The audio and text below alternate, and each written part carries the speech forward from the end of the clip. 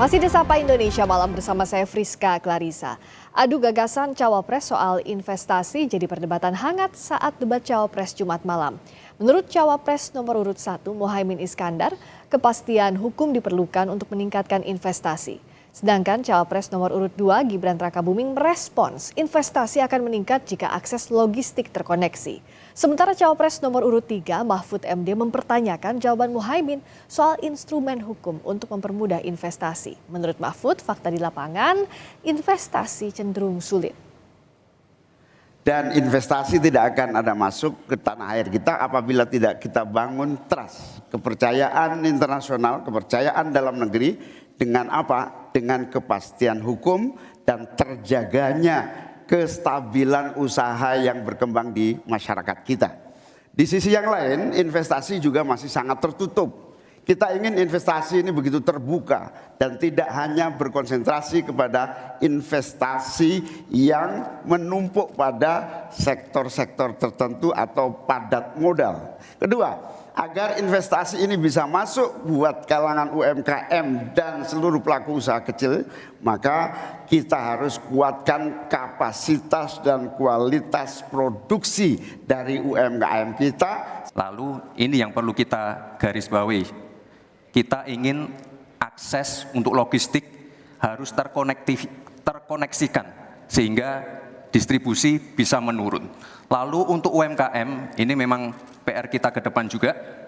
Kita ingin memperbanyak inkubasi sehingga UMKM kita bisa naik kelas. Kita dampingi dari A sampai Z.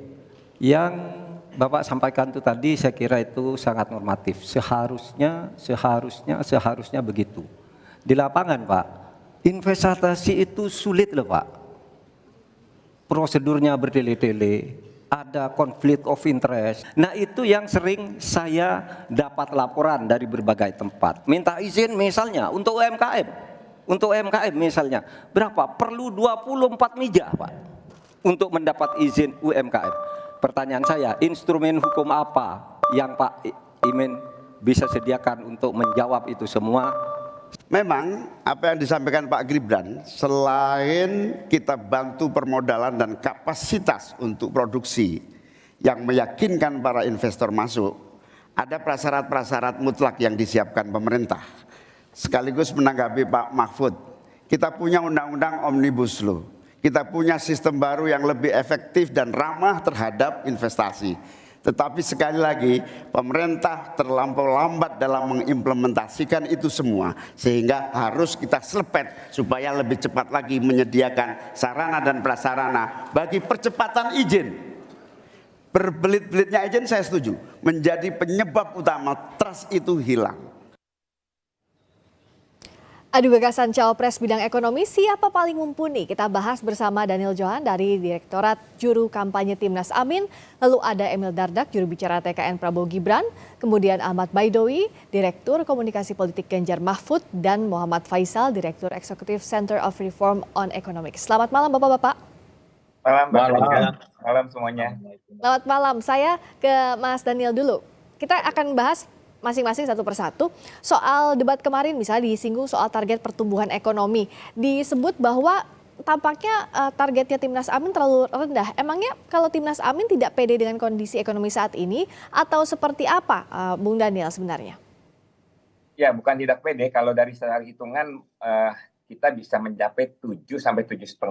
Tetapi kan kita menetapkan antara 6 sampai 6,5. Artinya kalau ditetapkan 6 sampai 6,5 lalu tercapainya 7, berarti itu kan bonus. Jangan sebaliknya seperti sekarang, misalkan kita tetapkan 7, bahkan nggak pernah tercapai selama 10 tahun ini kan, hanya sekitar 5. Jadi itu memberikan semangat saja agar kita semua memberikan perlakuan program-program dijalankan dengan baik, semua peraturan dilakukan, terobosan-terobosan dilakukan sehingga bisa menimbulkan gelora dari perekonomian nasional. Selain memang tantangan ke depan sangat berat karena ekonomi global itu masih sangat rawan, apalagi perang juga belum ada tanda-tanda selesai. Dan kita ya kalau misalkan 6 dapat 7 itu kan berarti bonus, jadi kita nggak masalah. Oke, tapi kalau secara ringkasnya gimana blueprint-nya yang disiapkan? Secara ringkas adalah secara filosofi yang tadi disebut serpatomik, yaitu kita akan menjalankan perekonomian, kebijakan-kebijakan dengan hati dan otak. Kalau hati itu adalah bagaimana kita mempunyai komitmen untuk menumbuhkan keadilan, memberantas kemiskinan, melakukan pemerataan. Nah, secara otak adalah semua itu dilakukan dengan by data, dengan riset yang mendalam, sehingga kebijakan yang diambil adalah kebijakan tepat. Yang paling penting dari semua itu, salah satu yang menjadi fondasi adalah seluruh kebijakan diambil dengan melibatkan seluruh stakeholder, tidak diambil secara sepihak, apalagi diberlakukan mendadak, sehingga semua bisa menjadi keputusan bersama. Oke, kalau Mas Emil, target ekonomi TKN kisarannya 6-7%, ini realistis atau tidak sih? Cara mencapainya seperti apa sebenarnya? Ya tentu kita menyuguhkan data harus realistis, harus bisa ditelusuri apa yang menjadi landasan dari asumsi pertumbuhan ekonomi kita. Kalau kita melihat dalam pertumbuhan itu diukur dari aggregate expenditure, itu kan ada government, ada consumption, ada investasi atau pembentukan modal tetap bruto, ada ekspor, ada impor, itu rumus sederhananya. Nah, kita melihat bahwa tren investasi yang meningkat, gairah dan kepercayaan konsumen yang juga terjaga, ini adalah dasar yang membuat kita semakin optimis bahwa upaya pencapaian angka 7% sebagai upaya untuk bisa mengatasi masalah-masalah kemiskinan maupun penciptaan lapangan kerja bisa dicapai. Dan jelas sumber terbesar salah satunya adalah hilirisasi. Dan hilirisasi ini bukan hanya berhenti di mineral atau di pertambangan, tapi juga di komoditas-komoditas lainnya, seperti komoditas perkebunan.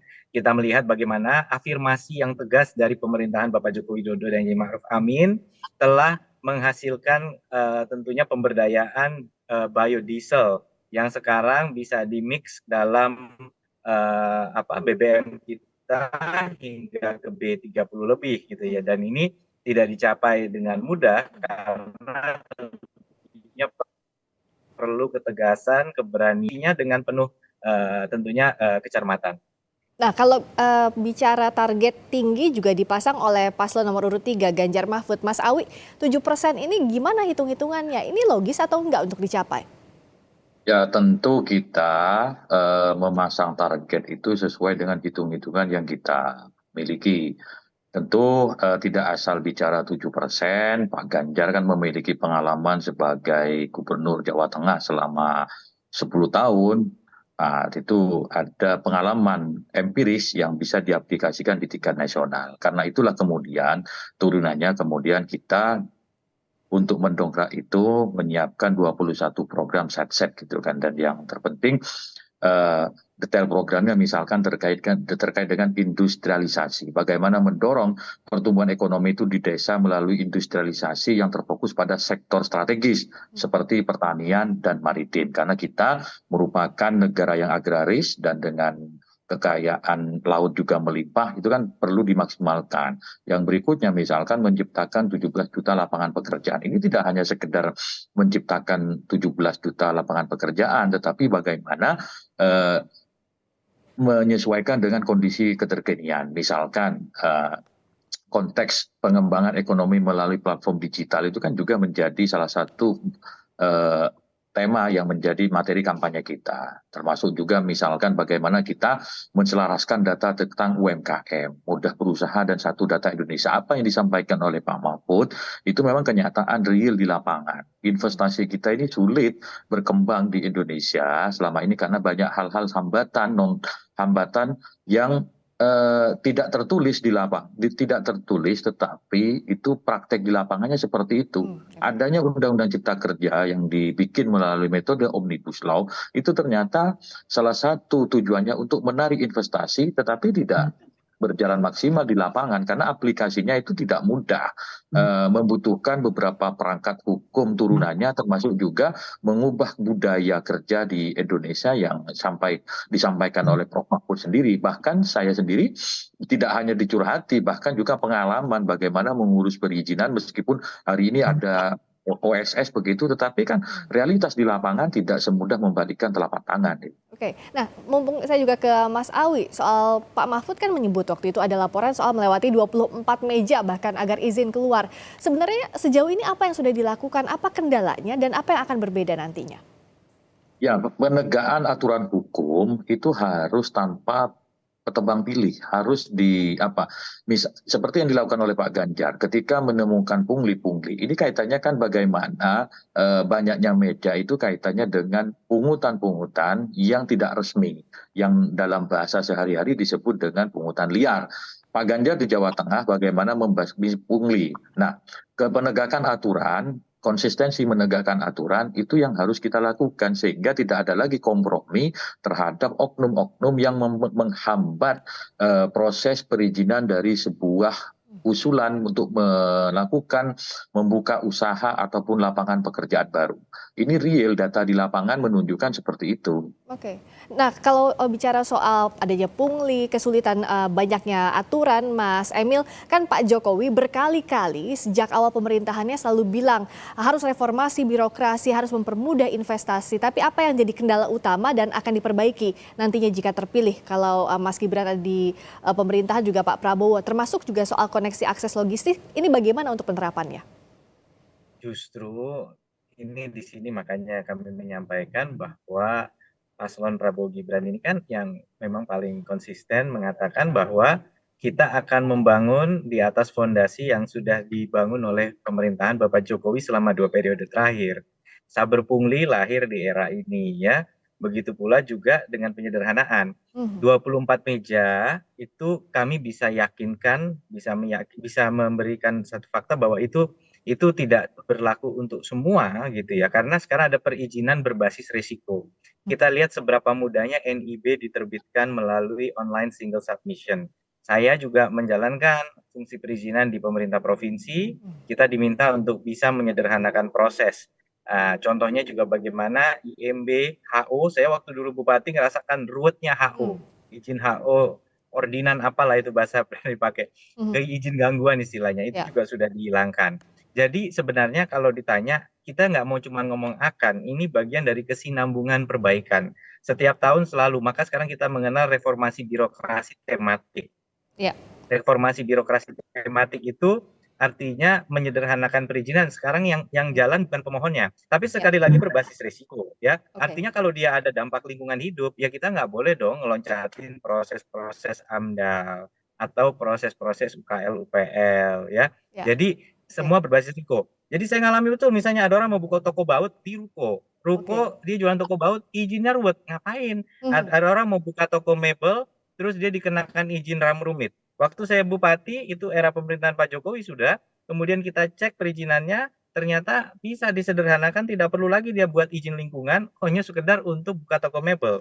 Karena apa? Karena gudang yang ada di dalam tokonya itu bukan sama klasifikasinya dengan kawasan pergudangan. Jadi saya merasakan betul sebagai kepala daerah, bagaimana pemerintahan Bapak Jokowi ini sudah membuka ruang untuk kemudian kita terus memangkas segala inefisiensi dalam proses perizinan. Oke, kalau Mas Daniel, apalagi sebenarnya yang mau diubah oleh pasangan Anies dan Gus Imin soal kepastian hukum untuk meningkatkan investasi? Bukankah sudah ada payung hukumnya, Omnibus Law misalnya, atau sistem OSS misalnya, meskipun harus ada penyempurnaan?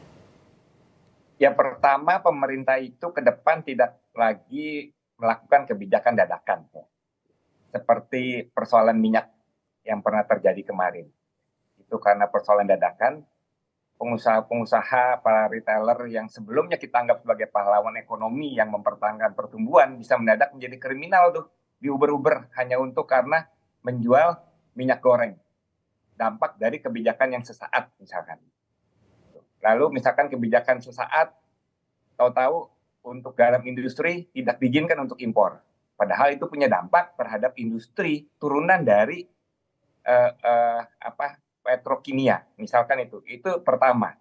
Yang kedua adalah kita dalam selalu mengambil kebijakan jangan sepihak, tetapi harus melibatkan seluruh stakeholder sehingga kebijakan yang diambil adalah kebijakan yang terbaik. Nah, yang ketiga adalah ini prinsip dasar seperti persoalan nelayan. Mereka selalu mengatakan pemerintah nggak usah bantu kita udah bersyukur. Yang penting pemerintah jangan menyulitkan kita. Nah, sehingga seperti yang tadi Mas Emil sampaikan, pemerintah tidak menyulitkan saja sudah menjadi suatu kemajuan bagi perekonomian nasional nanti. Apalagi kalau pemerintah mempermudah. Nah, jadi 3 hal inilah, meskipun sederhana sebenarnya, tetapi ini persoalan detail yang menjadi akut di Indonesia, di perekonomian Indonesia yang harus kita atasi dengan segera. Baik, saya ke Mas Faisal. Mas Faisal, tolong dong untuk membantu pemilih. Karena kan kalau dari bapak-bapak ini sudah menjelaskan teorinya dengan sangat meyakinkan untuk memilih pasangan calonnya. Tapi bantulah pemilih untuk mengukur mana kira-kira yang logis atau tidak dari sisi pertumbuhan ekonomi atau investasi yang tadi kita bahas. Target 7% itu memang yang harus kita capai secara normatif. Karena kalau tidak, kita akan kena middle income trap. Padahal kita bonus demografinya di 2035 udah habis. Tapi berbicara masalah realistis, ini target 7% ini bukan pertama kali yang kita dengar. Jadi di zamannya Pak Jokowi, ya 10 tahun yang lalu, 5 tahun lalu, target 7%. Kenyataannya tidak pernah tercapai. Dan kita tidak pernah capai 7% dalam 20 tahun terakhir sejak Orde Baru. Tertinggi adalah di zamannya SBY 6%. Maknanya, kalau memang 7% itu sesuatu yang harus kita capai. Nah, tapi kalau caranya itu menjadi sangat penting. Ya, jadi memang penting untuk tadi tidak ujuk-ujuk pengen 7% gitu. Karena yang saya khawatirkan begini. Kalau ujuk-ujuk langsung lompat ke 7%, ada banyak yang diterabas, ya. Contoh, ya. Kita tahu misalnya investasi, kalau kita ingin mendorong 7%, investasi itu menjadi kunci. Investasi sebanyak-banyak harus ditarik. Tapi karena targetnya tinggi, investasi yang menjadi target itu nilai saja. Nah, banyak aspek yang ditinggalkan, yang diabaikan, ya. Lingkungan, sosial, tata kelola, ya, ESG, ya. Belum lagi kalau kita melihat di luar Jawa, ya kalau kita ingin mendorong investasi itu tidak bisa langsung kayak seperti di Jawa. Ada persiapan dari sisi sosial, masyarakatnya belum siap beberapa itu. Nah, jadi ada sosial dulu dibangun, baru kemudian kita mendorong ekonominya. Belum lagi kalau kita ingin investasi itu berdampak terhadap penciptaan lapangan pekerjaan, itu juga nggak bisa ujuk-ujuk. Jadi kalau kita ingin investasi masuk ke satu daerah dan menciptakan lapangan pekerjaan, siapkan SDM-nya, termasuk diantaranya lembaga pendidikan yang nanti akan diserap hasilnya atau produknya itu ke industri yang dibangun di sana. Nah, itu juga kan perlu planning gitu ya. Jadi artinya saya tuh lebih suka jika memang 7%, tapi ini memang harus ada path-nya begitu. Nah, jadi satu itu. Yang kedua yang memang masalah konsistensi lah ya. Nah, itu menjadi sangat penting. Terutama itu Mbak. Jadi 7% itu sesuatu yang normatif harus kita capai, tapi perlu hati-hati untuk mengejar 7% itu. Karena kalau tidak, salah-salah ini banyak hal dampak negatif yang bisa kita rasakan nanti ke depan. Oke, tapi yang jelas pertumbuhan ekonomi dengan investasi ini memang harus saling mendukung ya, Mas Faisal ya?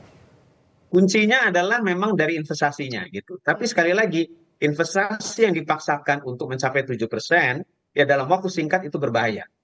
Oke, jadi dua hal ini yang berkelindan harus jadi fokus. Terakhir singkat-singkat saja untuk masing-masing tim ses, apa yang bisa disampaikan secara lebih sederhana ke publik soal poin ekonomi yang akan jadi prioritas masing-masing pasangan calon. Dari mulai Bung Daniel, silakan. Ya, makasih. Bagi kita masa depan Indonesia itu sangat tergantung dari Indonesia mengelola pertanian dan perikanan di Indonesia. Karena itu menjadi kekuatan Indonesia. Selama Indonesia berhasil mengelola pertanian dan perikanan dengan baik, masa depan kita akan baik. Tapi kalau kita gagal, akan suram masa depan. Karena sektor pertanian itu menyerap tenaga kerja sangat banyak dan ada industri hilirisasinya itu yang harus kita kembangkan. Nah, sehingga ke depan kita berharap anggaran pertanian itu bisa nggak serendah sekarang yang hanya 0,5% dari APBN, tapi bisa kita tingkatkan. Mudah-mudahan kita secara bertahap bisa mencapai 3%. Selain anggaran 5 miliar per desa itu sangat penting karena persoalan logistik, segala jalan-jalan rusak itu juga bisa diatasi dari dana desa tersebut. Sehingga terakhir kemarin Mas Gibran menyatakan hanya 20% dari anggaran APBN, itu sangat besar. 20% dari APBN itu 600 triliun. Itu sama saja anggaran untuk membangun 2,4 kilometer jalan desa. Oke, Baik, Ya, Mas Emil. bagaimana ada transformasi pemerataan Oke. kalau Mhm. dana pembangunan jalan desa malah terserap di sana. Makasih. Baik, terima kasih. Mas Emil, silakan. Lebih tepatnya yang dimaksud bukan 20% dari APBN, tetapi APBN menyumbang 20% dari rancangan investasi IKN.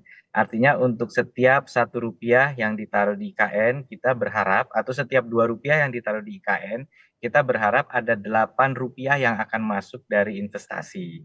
Tadi saya di WA langsung oleh pengusaha dari wilayah Jawa Timur yang mengatakan, Pak, saya buka pabrik loh saya sudah buka investasi dari Cleo, ya buka di IKN. Tolong dikabarkan itu ke sana jadi investasi. Kenapa ya? Karena kita ingin menyampaikan bahwa pembangunan IKN ini juga mendapatkan dukungan dari pengusaha di seluruh penjuru Indonesia. Tapi sekali lagi, saya rasa spirit semua paslon ini baik ya untuk bisa menggenjot perekonomian.